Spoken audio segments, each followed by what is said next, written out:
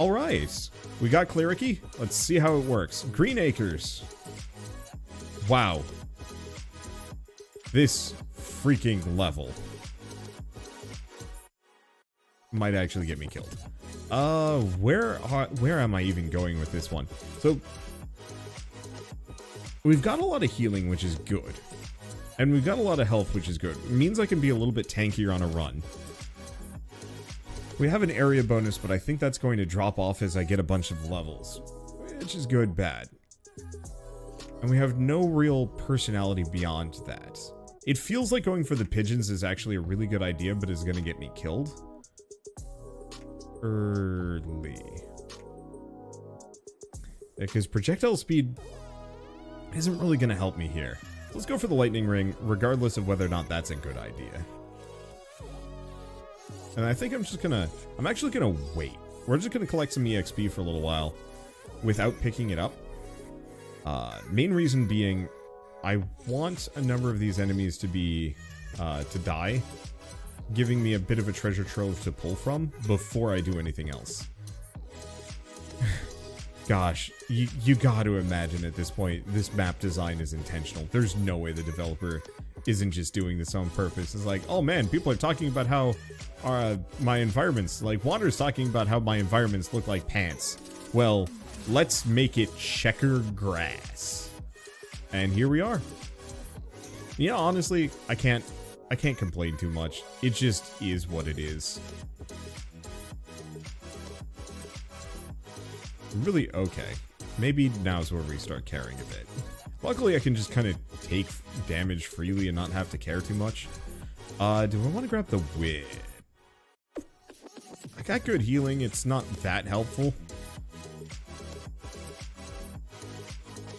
I say I have good healing, but I'm not actually sure if I believe that. Let's see. Do I go for the axes, though? Yes. Axes fit very well into this build. I never did find the book on the last... Oh my god, those are hilariously huge. Armor. Nah, Santa water. Bit of a shame that the size is gone. Because yeah, I love that area bonus. I almost wish there were more ways that you could screw around with this, and you can actually. So interestingly enough, much of this game is plain text, and I think I might want to do a couple of runs where I play around with that a little bit. Gosh, you know what would be wild? Adding extra levels to passives. So they keep going or they go up kind of exponentially. So instead of getting money after a certain point, especially once we max everything out. Oh, that would be that's perfect. I know exactly what I'm gonna do. Well, let's start getting the pigeons. I might die because of this. This is not going to be a build that has a whole lot of chutzpah initially. On the plus side, we do have a lot of health regen comparatively, so who knows? That might give me a lot of what I need. Let's see, Bracer, no. Santa Water, yes. Because Santa Water carries through pretty well. Oh, right. I thought I saw something. I think you can actually check your, like, weapon DPS and other things here in a way that is deeper than it used to be. Or is that... No, that was Tower. Or, sorry, not Tower. Rogue Tower that added that feature. Grab Pichon. Because, yeah, if we can get the upgraded pigeon combo relatively early in this, we actually become quite unstoppable. Maybe. What was I gonna say? Right. Modding this game. I was thinking it would actually be really interesting to mod this game because a lot of the things are in plain text. And so once I've maxed out the entire upgrade tree, you know, have nothing else to spend money on, I think I might see if I can make it so my upgrades get ridiculous instead. So like, what if you could have 20 levels in the attract orb? Who's gonna stop you? I mean, maybe the developer, but... Empty Tome isn't really that helpful, but is actually really good, all the same. Because Santa Water doesn't evolve, Lightning Ring doesn't evolve, and the pigeons combine together. All we're really looking for is the Candelabra Door. And nothing more.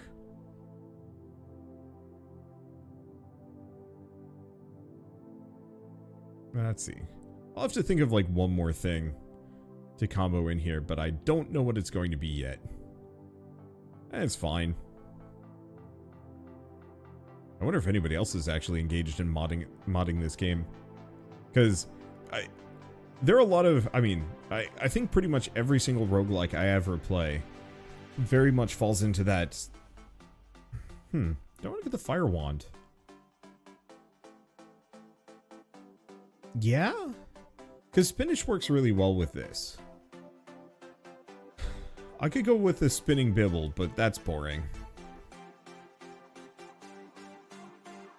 This gives me a little bit of extra intention and damage in a good way. Kind of. What was I gonna say? Mods. Roguelikes. Roguelikes need mods. Pretty much every single roguelike, I think, needs to have modding, or some kind of mod capabilities. Do we want the crown? Yes, we do want the crown. It's gonna help me level faster, which is actually gonna be really helpful, because this character needs it bad. And so we might want to even push the crown a little faster than certain things. Because yeah, if I can get my build complete, minutes earlier, I will probably live a lot longer.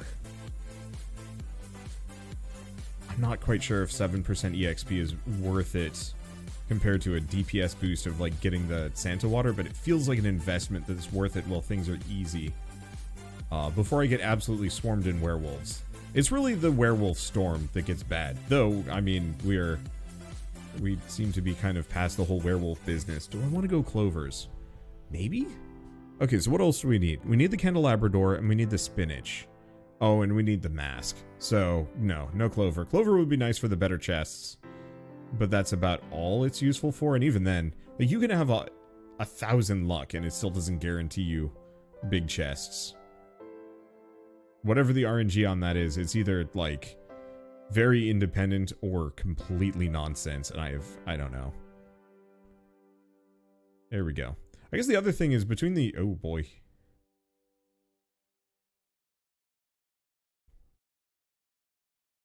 Let's see. Between the fire wand and the axes, I can kind of go upwards, which is nice. Candelabrador.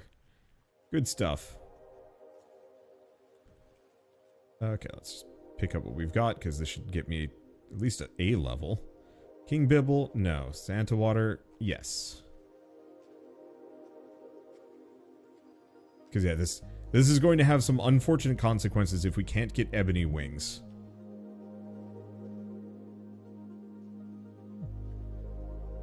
Oh. Santa Water. Because yeah, if we can't get Ebony Wings, then half of my build is just super donked and there's nothing I can do about it. Which is a little unfortunate. Okay, we wanted the spinach. Yeah.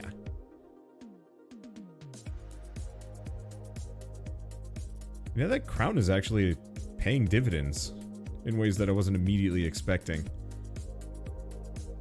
Let's keep going axe. Because we need to get axe up to maximum, otherwise it kind of becomes a liability. There we go. Some levels in a tracked orb would be handy. However, the game has blessed me with convenience instead. Okay, armor? No. I almost clicked on it. It would have been bad. In retrospect, spicy brick probably would have been better. Better saved for a little bit later. Because there's not a whole lot of enemies around, and this feels kind of wasteful. Yeah, that was kind of wasteful. Oh well. There's a very real possibility I was going to get chased off and never find it again. It's not like the level has a whole lot of identifying features. It'd be interesting if, like, the developer added one level that actually had, like, proper level design. Or something. This is really interesting how little this game gets away with, yet remains being incredible. It's odd. But to go back to the idea of modding, modding gives a lot of games longevity and gives players something to kind of mess around with when development is slow. And luckily this game is so lightweight that development might never be slow. You know, that there's a very real possibility that, who knows, maybe Vampire Survivors is just going to be incredibly easy to just keep adding content to constantly. New characters, new things. A bunch of new evolutions would go a very, very far way, as far as I'm concerned. There we go. You know, weird kind of synergistic ones. And whatnot. Oh, I'm starting to get worried. Because yeah, if we can't get the if we can't get ebony wings, it's gonna hurt a lot. Probably fine, but who knows. And luckily this character has just gobs of HP and healing, which means normally I'd start getting a little chipped down at this point, but I'm in a relatively comfortable spot, at least for the moment. I have no idea when the werewolves show up, if the werewolves are going to show up. There we go. Definitely feels like leveling is stalled a smidge. Whether or not that's just kind of a perception problem or otherwise, I can't tell. Do I get the Santa water? No. So, the reason is... Oh, perfect. The reason why I don't want to get the... there it is. The reason why I don't want to get the Santa water is if you're trying to clear the pool out a little bit, it removes one of your potential options that you can use as kind of a backup. You know, say nothing drops but the Santa water in that case. There's no guarantee if you remove it from the pool, it's only going to be replaced by the things you like. It just reduces the pool overall, which means that you can go through the pool a little faster if you want to find some things, but that's not the greatest. We really need the stone mask if it'll show up. But so this way, I mean, especially now, since a lot of my things are kind of in progress evolving, you know, if I get a passive that I don't want, most likely it's going to be paired with at least a couple of actives that I do want. And so as long as I don't remove any of them from the pool, it makes it easier if it's going to force a choice on me. You know, if it's going to be like, all right, pick these two passives or that last level of Santa water. And it's like, of course I'm going to pick that last one. Now, obviously, I don't necessarily know how cromulent this is as far as probability goes, but at least, like, napkin probability math says, like, yeah, you want to keep as many of your options open as possible for as long as possible.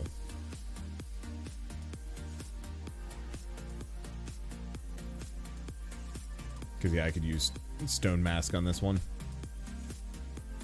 Let's see. Yeah, what are some roguelikes that specifically always felt like they needed some mods? Vagante. I love Vagante, but I kind of hate playing it after like X number of 100 hours and so on and so forth. It was one of those that was really fun to play back when I played it, but also kind of brutal.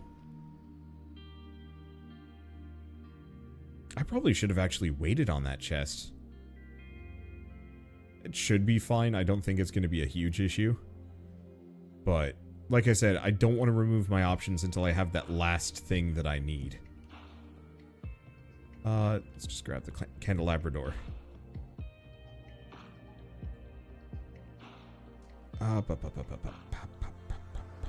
But one of my small issues with Vagante is that the character leveling trees were kind of short, and I was always hoping there would be like ways to get more power. I think because I'm often looking for roguelikes like this, where once you know what you're doing, you're always busted, or at least you have a reasonable shot at becoming hella busted. Why did I do this? I mean, it's probably fine. Whereas, you know, in games like Vagante, the entire point is actually that you are not busted. In fact, that you're always kind of struggling to stay afloat, which is hard to work around as a player. And I think there is very much like a joy in that kind of gameplay, that it's really fun to be constantly, you know, at the knife's edge and trying to figure out, you know, whether or not you're going to survive. Like, that's very compelling. But it's also very exhausting in a way that I don't like playing. I used to play a lot of games that would kind of make you do that. I brought this up earlier talking about Dark Souls versus Bloodborne and games that I consider to be... oh, shoot. I forget the phrasing I was going to use. But, you know, games that...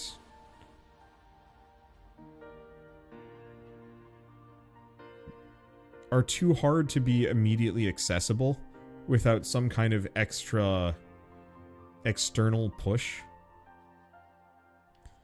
And so I found, very specifically, you know, Bloodborne was that, you know. With most of the Dark Souls games, it only took a couple of tries to beat stuff, whereas, like, with Bloodborne, it took potentially hours to get anywhere, and that was kind of brutal. And I realized that a lot of people actually really love that kind of thing. You know, it's like, hurt me plenty. That was the... Hey, there it is. Perfect. Alright. Build is done, now I can do whatever I want. Go for the attract orb. Especially because there's just tons of EXP just getting tossed around. I'm going to die in the next couple seconds, I'm sure. Just as kind of punishment for my hubris. That's...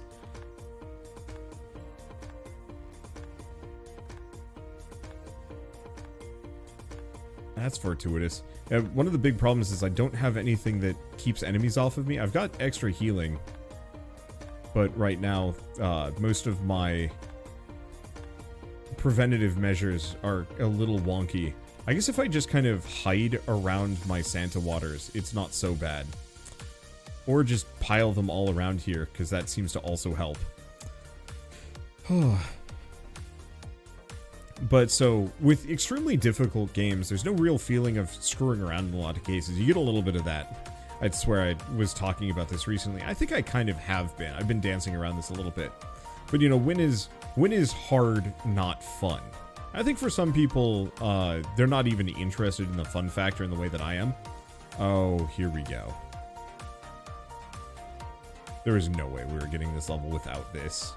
On the plus side, almost all of them are just going to get dragged straight through my Santa water in a way that probably actually is going to be quite lethal. The big issue is that I need to live long enough to get some EXP here, and I'm probably not going to. Okay. Got a breakaway.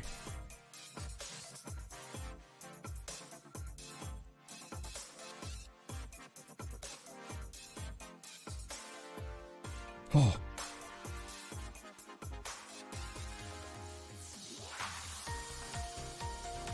Okay. That's not what I needed. I mean, that is kind of what I needed. Tract orb. Oh, we got something valuable there. Still wasn't enough.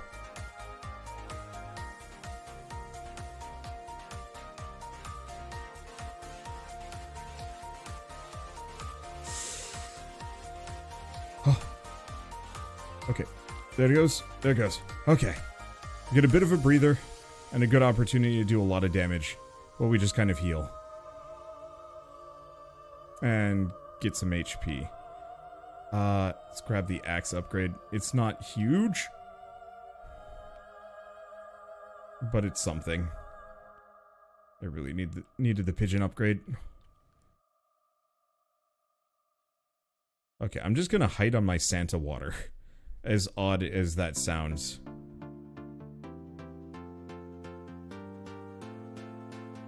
There we go.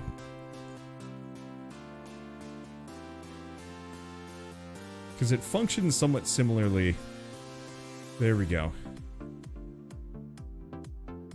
Oh, big. Nice and big. It functions kind of similarly to the garlic, but it actually does like gobs of damage, especially if it's layered on top of itself like this.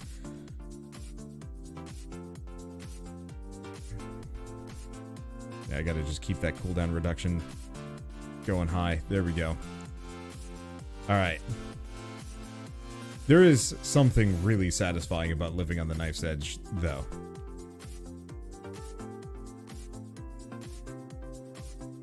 Oh, there's a werewolf boss. Shit. Oh. Nope. Damn it. Didn't work. Yeah, I think the problem is we needed to get those evolutions. We made it 15 minutes in, but we needed to get the axe evolution, we needed to get the pigeon evolution, or we needed to get the fire wand. Actually, especially the fire wand. That thing is that thing is dead weight otherwise. It's mostly fine, but also ouch. Let's do another one of those. Do we want to go with her again? Nah. I don't actually like her that much. She's good, but she ain't no Mortatio. Do we just keep going Mortatio? Yeah, we want to make money. Green Acres. Let's go nuts. I don't even know where I want to go with that one. It does feel like Green Acres is kind of the nth degree of both previous maps, without any of the convenient factors. Which is kind of fun, actually. You know, I haven't messed around with Knife Mortatio before. Oddly enough. It's usually, I usually go Knife Gennaro. Just because he starts with it. And so with Mortatio, I usually build for something else. But I think we should go for Gatling Skeleton. There we go. Gatling Skeleton that also makes money. Because we're going to need a lot of money here. Yeah, just kind of take him through the Rune Tracers. Honestly, Rune Tracers are just kind of ridiculous in and of their own right. But so for me, with games, especially hard games, I need that room to screw around. It can't just be hard. It has to be kind of fun hard. So it's a good example. And it's part of the reason why I don't touch precision platformers. Like, I know why people like Mario Maker. I think there's something incredibly compelling about that game. Just not for me. And I respect anybody that's like actually legit good at Mario Maker just because, you know, wow. But, and I mean, I guess there's some level of like stuff that you can do with Mario Maker, so I shouldn't just dismiss it as like, you know, it's not a fun game or anything like that. Here's a question. Do I want to go Spellbinder? Spellbinder increases duration of weapons, which is good for bone. Let me plot this out. So we've already got the duplicator, which is good. We need the bracer, so that's 2. We need the crown and the stone mask, which is 4. Beyond that, we're going to need the book. That's 5.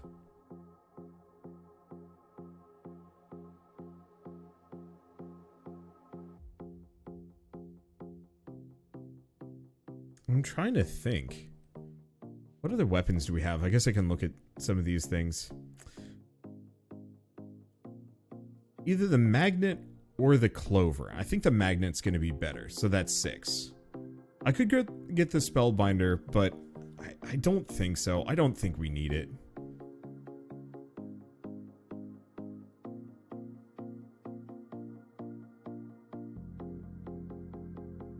And then we might end up going for, like, pigeons or something.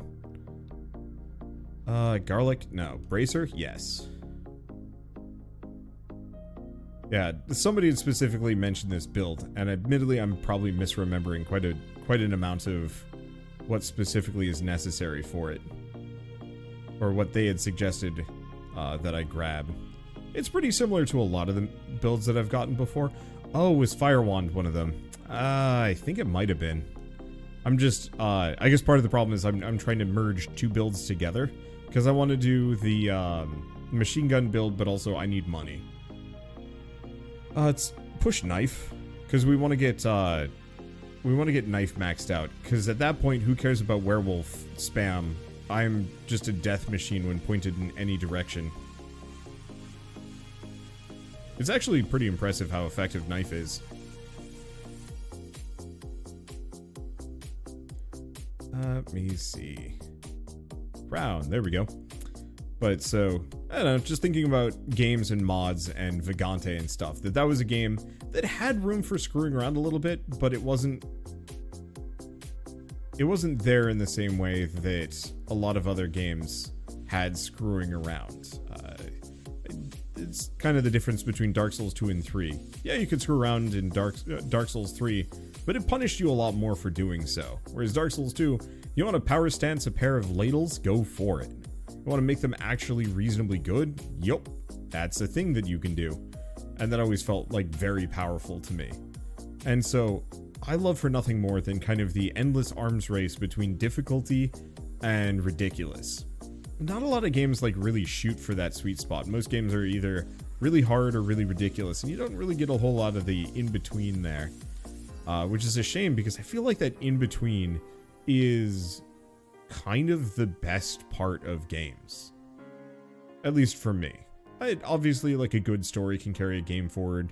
But I find a lot of games with good stories usually also have too much game and not enough of the story to carry me through.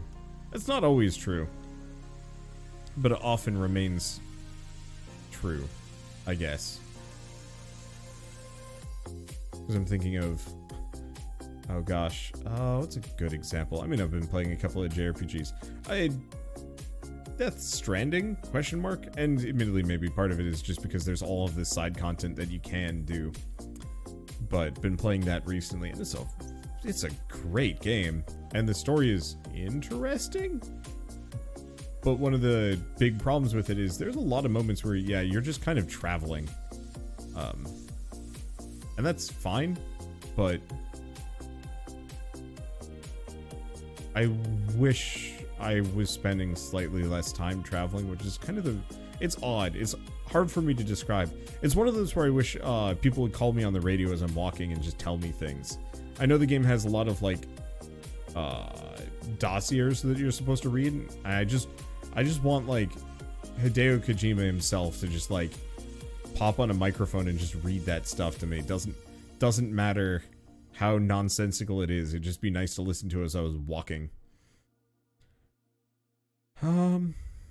Candelabrador? No, we're gonna just keep going cross. Why have I not found the pigeons? Why have I not found the attract orb? The attract orb would go very far right about now. Oh, speaking of things that go far. Sup, chumps? Magic wand. Hey.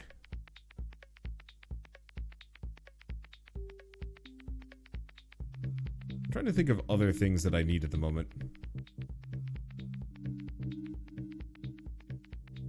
Coming up with slight blanks. Wings? No. I saw the wings for a hot second. I'm like, oh, pigeon. But no. I kind of hope they add some kind of combo that makes the wings actually genius. Currently, movement speed is death. And so there's not a whole lot of reason to invest in movement speed, period.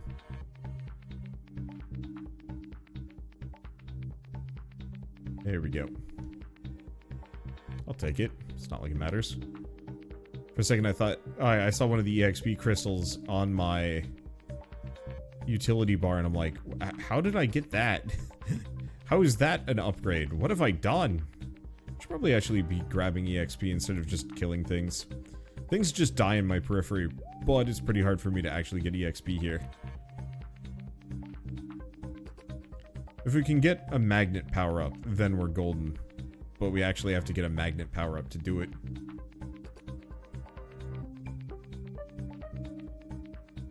There we go. I'm just gonna slow scoot. I'm pretty sure this is, like, the last two characters I unlocked are also not the secret character that people keep telling me I need to grab. Which I probably should grab at some point, but... I don't know.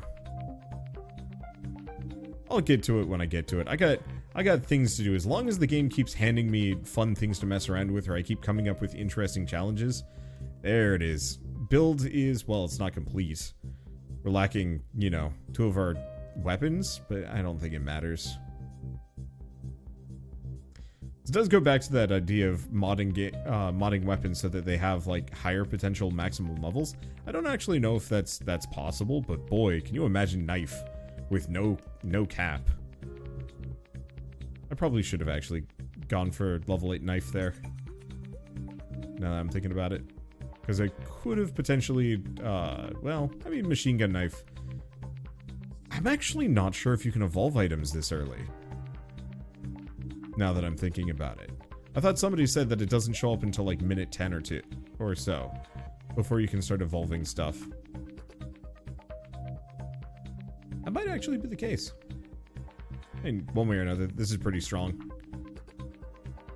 And we have hit level 20, so we get our first bonus bone. Har. There we go. I don't know. Topics, things. I don't want to go back to anything. I do want to try and keep to more positive topics. It's part of the reason why I do like the live streaming experience, even if it often does put me on kind of like a weird, sometimes maybe bad tangent.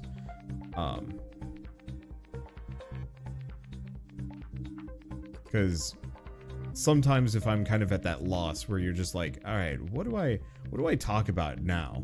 And obviously, like, easy way to talk about anything is to go a little bit meta, or like talk business or shop or something like that, or something that's been, you know, stuck in my brain for a while. Wait, oh, right. Oh, that's not knife level 8, that's knife level 3. Yeah, I should probably start leveling that up. I think we maxed out bone. That's the only thing we've maxed out. It is working really well, though. Beefed out bone is good stuff. What was I gonna say? Oh!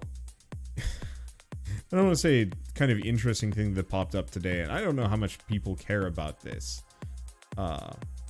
But so Twitch is rolling out kind of new advertising attempts. So specifically for content creators, if you include X number of minutes of ads per hour, I think it's 2 minutes per hour, Twitch will pay you like $500 a month. And then if you do 4 minutes of ads per hour, they'll pay you $1,000.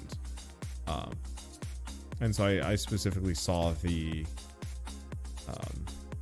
some other streamers talking about that in terms of, you know, whether or not it's worth picking up.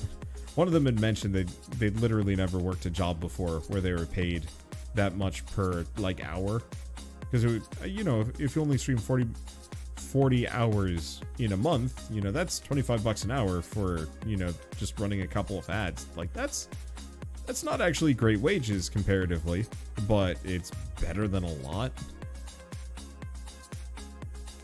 And so it was kind of that weird thing, because it's a really heavy trade-off, and I'm sure a lot of people might kind of recognize it right off the bat, or might not. Like, how many of you guys really want to see ads? And how many of you guys just kind of tolerate it? You know, it's kind of necessary, because if nobody watched ads, then I would not be doing this. I mean, I might. It really depends. 'Cause ultimately I wouldn't be able to do this professionally if it wasn't for advertising, just flat out. That's just the reality of it. And I hate the idea of a lot of advertising, because it tends to be kind of,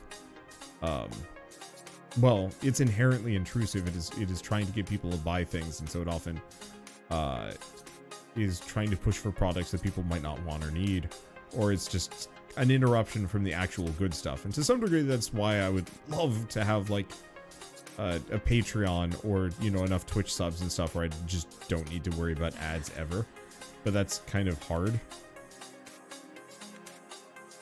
Wow, these bones are really effective. I think the last time we got to this level, it was not nearly... It was way more crowded. I was in a lot more trouble. Let's see. Ooh, next level duplicator. That actually is big. Let's go for cooldown reduction as well. But so from my perspective, I don't really like advertising. You know, I go out of my way to encourage people to, I guess, find other means of supporting me if possible. But also, like, I myself will generally not go on platforms that have hefty ads. Not ad blockers. You know, I'll do that for some basic web browsing on unsafe sites, because you don't know what's on those. But, you know, if I'm just on like a site like YouTube or something, there's YouTube Red or some other stuff. Shell? Shush. But Let me see. Got this. There we go. What was I saying? What even kind of unsafe sites? Usually, honestly, it's like edge case gaming websites where I'm like, hey, where do I find this item on this level? And then I'll like start trying to just Google for it. And back in the day, you used to generally go to reputable sites, and nowadays it's like a coin flip on whether or not you're going to find absolute horrible trash or something useful. And sometimes those horrible trash sites seem kind of wildly unsafe. I'm sure you could probably go to like way more unsafe sites than that, but that's about the extent that I do. But so, you know, I generally pay for the music subscription service if I've got one of those. I pay for YouTube Premium. I don't play mobile games. Cripes. Like, I do every once in a while, and it is nothing short of misery. Being like, you've completed a Picross level. It was like 3 pixels, and now it's time for you to watch a 2-minute ad. And it's like, no. No, thank you. If I could turn this off permanently, I would, and I would be happy for it. And so from my perspective, the idea of turning on advertising, just in general, feels kind of gross to me. Or increasing it further, even though, like, I'm reliant on such a thing to, you know, keep my job going. But so with Twitch's whole kind of like, hey, if you run more advertisements, you know, we'll pay you extra money. It's like, I think it's actually a really good system for a lot of creators that are maybe a little bit more financially insecure. Or, you know, just starting out that just qualify, that especially don't have a large enough community to kind of make up the difference. Though, I'm curious, like, who even qualifies for it. Did that increase my luck? I think it did, actually. So maybe those clovers are now reflected on the stat screen. Previously, they wouldn't pop up, but I could be wrong. There we go. Garlic? No, thank you. Where are my pigeons at? I don't actually have to go pigeons on this one. I can't, nothing else screams machine gun to me. Unless I picked up, like, the axe and maybe the lightning or something, but I don't know. There's daggers. There's dagger spam. That's what I'm looking for. Evolve knife fires with no delay.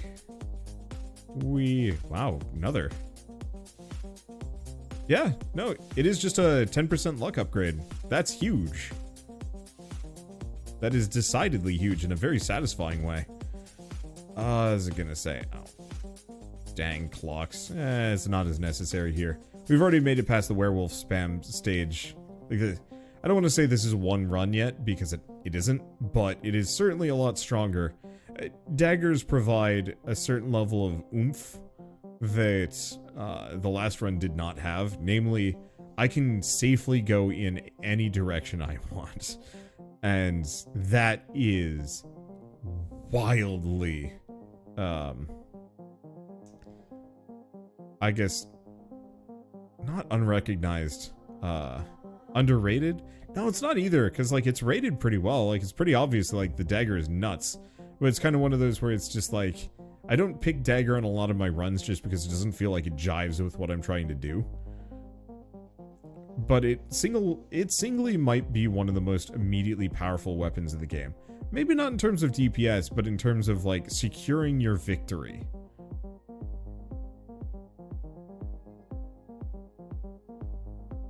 There we go. I'm trying to think of anything else. Duplicator and the Tome. I think those are the other two that really have the same level of functionality, I guess. Let me see. Yeah, so as far as the Twitch thing goes, I don't think I'm going to do anything on that matter.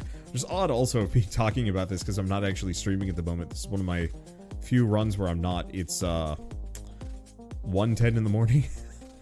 I was going to stream today, but I just had the gnarliest of headaches, and then I was just like, I should probably record a little bit before bed just so I have a nice healthy backlog, because I mean that's something don't have any wings. Let's keep leveling it up because we really want Pichon to show up as well. I was gonna say, going into business for myself is kind of wild. This is probably a topic. I got 15 minutes. I can probably talk about this for a little bit. I never thought I was going to. You know, I figured the most I'd ever do would be like freelance artwork for whoever. Or maybe starting my own webcomic. I guess actually, yeah, starting my own webcomic is not too far off. Because that was one of my like original aspirations, was to be a webcomic artist. Gosh, I would love to do it, but at the same time the standards are so damn high that like, good luck keeping up with it. Because whew. Let's see.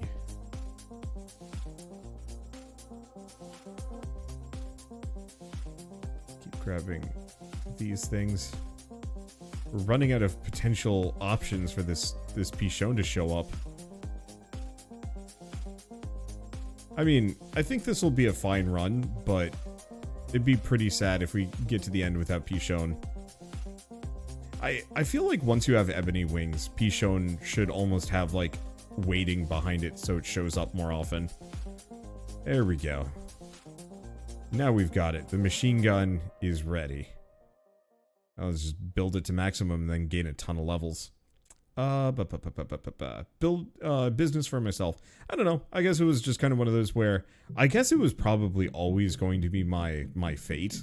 I just didn't recognize it. You know, I always wanted to work for like Vigil or something like that. You know, one of the big game companies that makes AA games. I was never interested in AAA. Part of it is, one of the big issues with AAA is it never really feels like any person has a voice.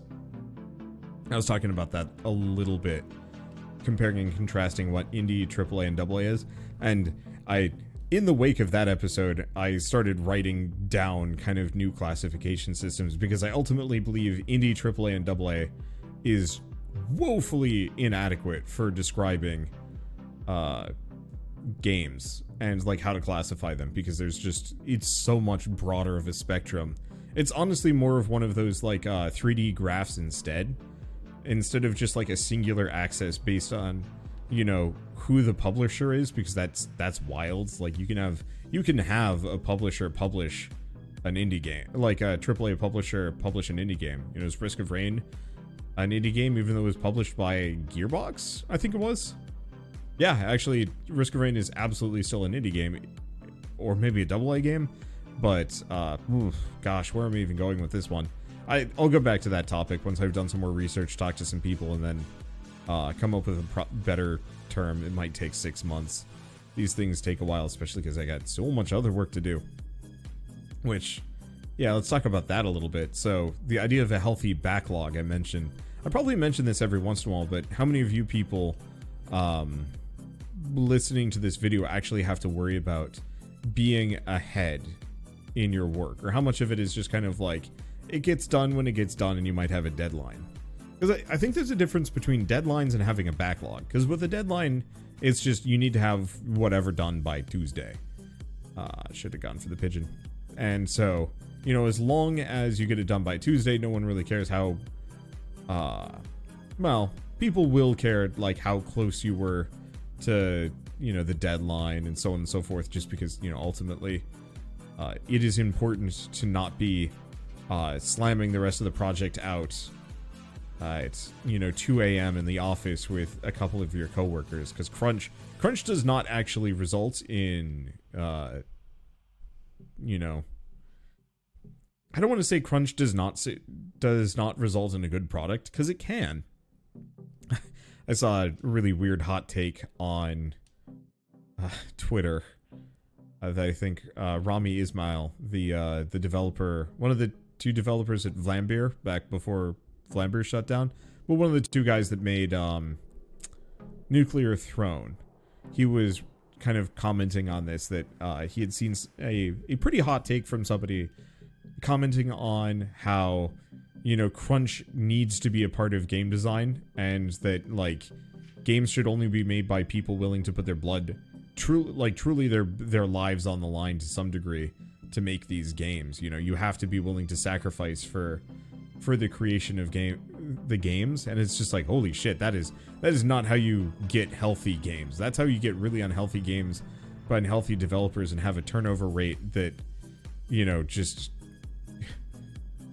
Oh gosh, I'm trying to think of companies with really terrible turnover rates. I mean, oddly enough, games media has atrocious turnover rates. Like, it's very rare to run into, you know, people working at IGN or anything like that writing articles that's over the age of 35, because ultimately the turnover is terrible. The core audience can be very toxic, and there's just like a lot of other reasons behind it. But so specifically, like, crunch is not a very good methodology for getting work done. It can work, especially when you're young and relatively insulated from the physical detriment of, you know, overworking yourself.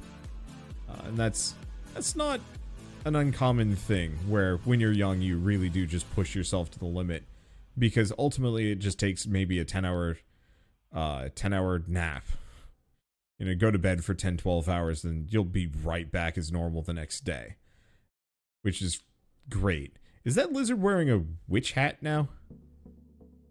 That's new. Hey, this should evolve Pichon? Money and Pichon. Means actually... in retrospect, maybe I shouldn't have gone for Pichon. I think we'll be fine, but I did just waste a lot of potential money time on getting Mad Pigeon. It's probably worth it. I think the damage it will do and the dividends that will pay will more than make up for it to some degree. Work binging, working super damn late, and some other things. I can also get like one other thing. Do I have anything else that actually pairs with any of the items that I have? Nope. Because I don't think the Attractor pairs with anything, so I'm just gonna get the axe. Why? Because I can just fire axes left and right and it makes me giggle. They're not going to be worth it, but it's fine. But so for me, oddly enough, I had somebody had commented on a video recently saying they had stopped watching me for a while because I sounded super depressed. I think that's actually very insightful, and I'm kind of impressed that it was that easy to note. I think I'm coming out the other side of that. Last year sucked so much.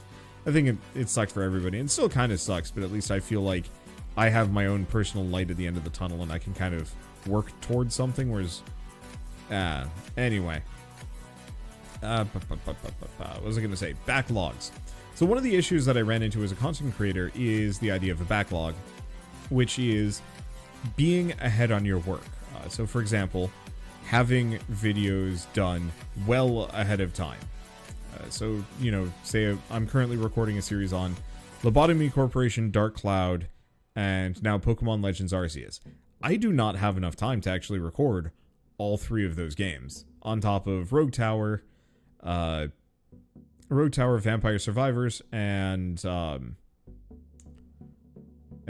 you know, just a daily one-off, something new for people to, you know, enjoy. And sometimes, you know, maybe I'll do two of those, just for the sake of, wow, those plants are incredibly durable. But sometimes I'll do like two one-offs just for the sake of spicing things up a little bit, I guess. Or, you know, maybe I don't feel like maybe both of them are going to do as well, or maybe just there's too many games coming out and I really have to kind of rush them out. There's a lot of reasons.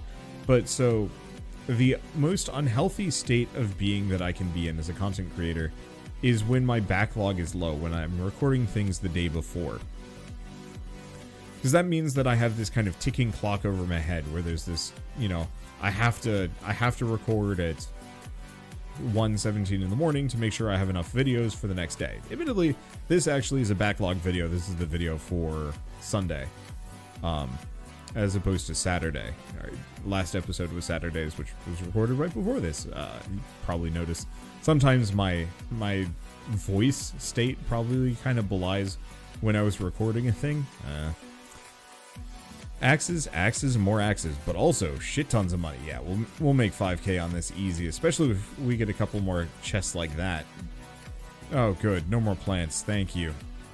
Oh, hey, speaking of more chests like that. Bammo. Not quite as good money-wise. But so, I think one of the most unhealthy states of being for me, you know, both as a content creator, you know, just in terms of like trying to rush work out, but also mentally and emotionally, is when I'm behind. It's very stressful and it's frustrating and it makes me not want to do the things that I should be doing. And ends up actually meaning I end up wasting a lot more time, you know, just takes forever for me to get out of bed, takes forever for me to get, you know, get going at work. My quality of work goes down. I'm irritable. I'm slow. I probably am less likely to take care of myself in some meaningful fashion. So right now, I think kind of one of the last remnants of that is my kitchen is a bit of a mess. I really gotta fix that at some point, but I keep doing other things. Things that I do need to do, but, you know, it's kind of like, okay, well, the kitchen needs to be swept, but... Just gonna go back and forth. Just use the P-Shown combo. I should probably do other things, I don't really know. I'm just mostly waiting for the enemies to spawn to a large enough degree. Wow. This stupid fire breath is beyond nonsense. There we go. Yeah, we're golden. And we've lost our fire breath. Which is a shame because it's so dang good. There we go. I think this is kind of the ideal path for the P-Shown. I could be wrong here, but if you do this, it pretty much brings both shots to bear constantly. At least I think that's the case. I could be wrong here. But so, I don't know. I think one of the biggest boons to my mental health that I've kind of engaged in, and a lot of you probably have noticed, and I mentioned this a couple episodes ago, even in this, that I'd specifically kind of stopped with the standard Let's Play format because it was exhausting. And I'm still recording quite a lot, and I'm not quite sure how I want to handle it, because I still want to do Let's Play style stuff, but it's a little exhausting just in terms of, like, you have to make so many videos to keep up, and, like, if you miss a day, it's a problem. So if you guys go back, I want to say it's like 4 or 5 episodes. I'd have to double check it a little bit, but there's actually an episode of Vampire Survivors. I didn't miss a day. I just forgot to upload it, so I uploaded it 10 hours late, and like that video has considerably less views than any other one.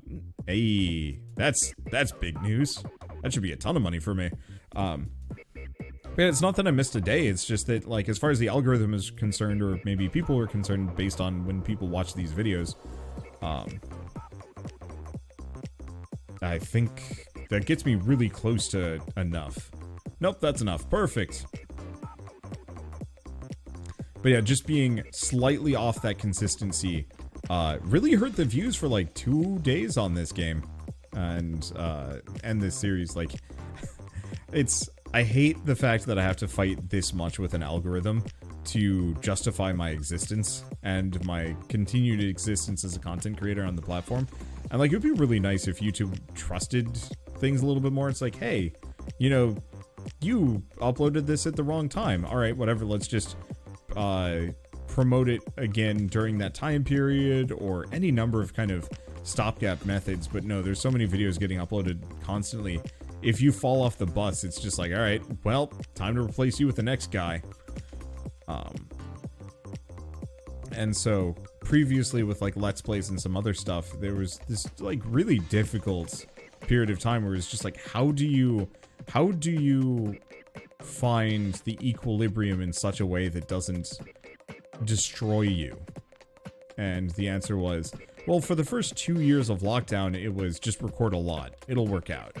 And like the first year was actually not so bad. There was definitely this feeling of just like, yeah, you know, if I'm going to be stuck inside, I'm going to make the most of it. And then the second year was like, boy, I'm stuck inside and I'm not able to make the most of it, nor is like,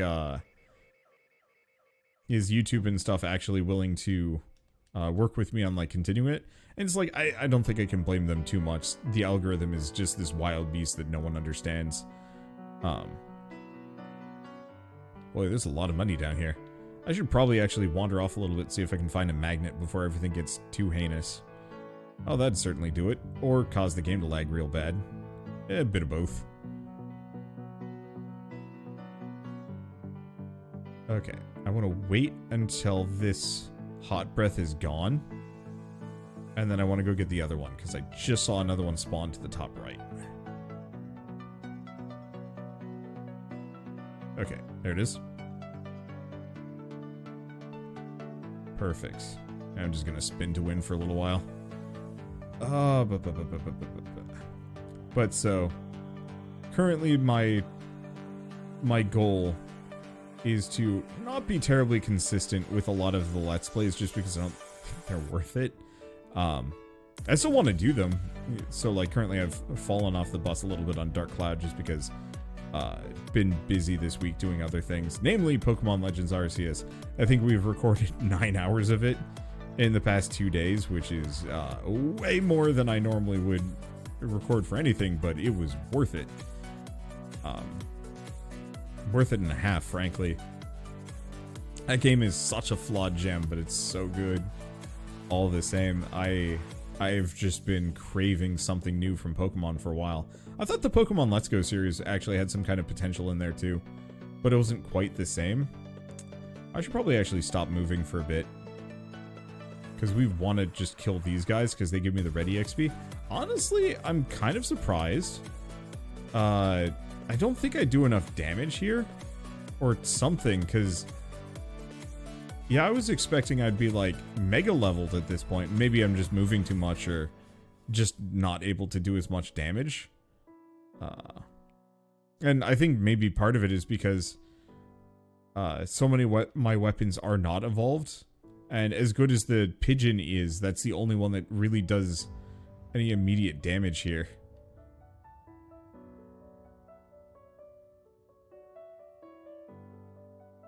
Either that or they rescaled how EXP works. I don't know. It doesn't matter. Okay, and there's Death, which apparently you can unlock a character if you kill him. Doesn't matter. We've now unlocked Demario. Let's take a look at him. See what he has. Permanent 40% duration and speed. Oh. Oh, that's a boy. So projectile speed and projectile duration, which oddly enough makes him an interesting counterpart to Mortatio, and starting with the book is actually really solid. Means this guy is a living saw blade to begin with. Works really well with the book, works really well with the Santa water, works reasonably well with the Rune Tracer and Bone. Not so useful with the Lightning Ring. Yeah, not so useful with the Lightning Ring, the Fire Wand, the Whip. Or those. So unfortunately, I don't think there's quite enough things. Well, no, because he also works well with the Pigeon. Because duration and speed works well enough with the base level pigeons. And still functionally kind of good for the upgraded pigeon. I'll have to give it a shot. It seems like it'd be interesting. I think I'd probably still pair in Garlic, just as kind of a backup to pair with the book, just because well, the book is really good, some enemies get in, and having the Garlic is kind of a secondary system, and also the extra healing because this guy is slow as shit, which now makes me wonder, I think I might want to try a second run of the no move challenge with Demario. Maybe. Oh, but he does not have the extra pickup range that Poe has, which I think is kind of instrumental to Poe. Maybe. You know the other thing I can do? Invest. Oh, maybe not in greed. Let's invest in movement speed. Doesn't get him too much, but it still helps. Alright, well, either way, I'll see you guys in the next episode of Vampire Survivors. We'll mess around with Captain Sawblade or something.